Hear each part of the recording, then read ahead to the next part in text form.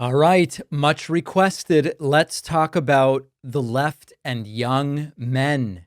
A whole bunch of people freaking out about young men. And I think that for once, it is not wrong to be panicking a little bit about the left and winning back young men after the 2024 election.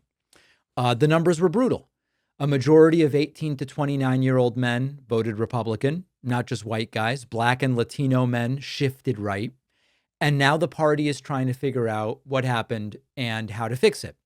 And in the midst of figuring out what the plan is, we learned about this $20 million campaign to study masculinity, run ads inside of video games, do focus groups, digital outreach, the classic, maybe we need a left wing Rogan, maybe we need a left wing Andrew Tate sort of thing.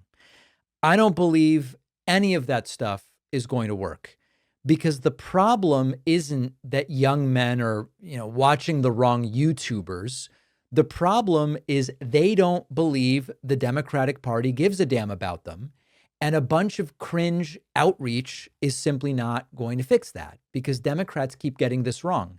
Sometimes they ignore men in certain situations, I guess I would say. Sometimes they try to pander in awkward, sort of corporate ways that don't work. And young men, I don't see as asking for pity. And I don't even think they're asking to be the focus. I think they're trying to figure out where they fit in. Many are broke. Many are stuck in dead-end jobs, can't buy a home. They feel like nobody's talking to them except right-wing grifters blaming women and immigrants.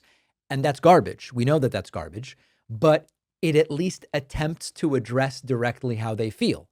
And what we often see from the left is, treating young men like radioactive material, afraid to go near them, afraid to say anything real, speaking in generalities and platitudes, and then they end up shocked when it doesn't work. So let me go through what I believe would actually work. Number one, talk to young men like they're human beings rather than a PR problem that needs to be solved. Don't guilt them. Don't tiptoe around them. Just be honest. Hey, listen, a lot of stuff sucks right now. You're not imagining that. That part is real. The path you were promised doesn't exist. We're not going to feed you lies about masculinity, and we're not going to blame immigrants. We're going to fight to give you a future that's not miserable. And we do that with economic policy and with a lot of other stuff. Okay. Number two, let's not treat masculinity like a disease. Not every young man who lifts weights and wants to lead a family is a threat. There's nothing wrong with ambition. There's nothing wrong with strength, but what matters is what you do with it. Democrats should be saying, if you want to build something, that's great. Let's build a world that works for everybody. If you want to use masculinity to raise people up rather than to put them down, that's awesome. Let's do that together. The point here is there are ways not to shame young male instincts, but direct them towards a better outlet. Number three, this is critical. Frame progressive policies as power moves, like forget the safety net language. Talk about power. You want freedom?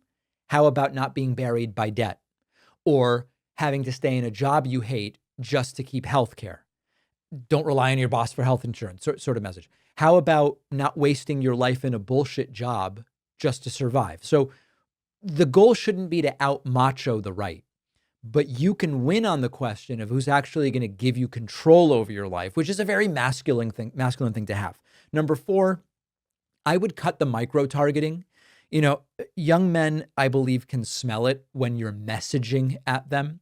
So I wouldn't slice things into identity groups and, try to appeal to 16 different demographics with 16 different taglines. Talk about freedom, dignity, control, the sorts of values that people care about. Number five, there need to be some people who can be amplified as examples. I wish that I had more examples.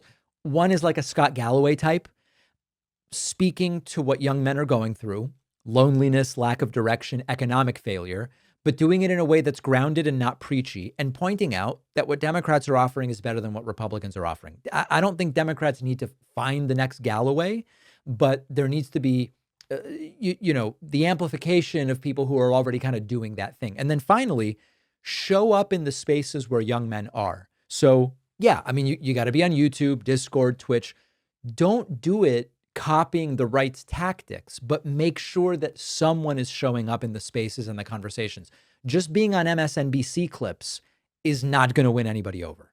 You need content that meets people where they are. It doesn't have to be super complicated. You know, young men don't need to be saved. They just want a future that's not garbage. And they want a political party that understands that. So I don't believe that the answer is spending 20 million to then create a hip outreach campaign or, you know, a progressive Andrew Tate. The answer is showing up with real policies, real values, real language that doesn't treat young men like idiots or enemies, and actually showing that, you know, it's not really very masculine or alpha to put other people down. It's actually a sign of weakness. It's a sign of insecurity. The secure, masculine, macho alpha is going to bring people up, is going to work to improve his community, etc. So I believe young men are listening. They're trying to listen to what they can find. If Democrats are like whispering or talking down to them, I think young men are going to keep walking away.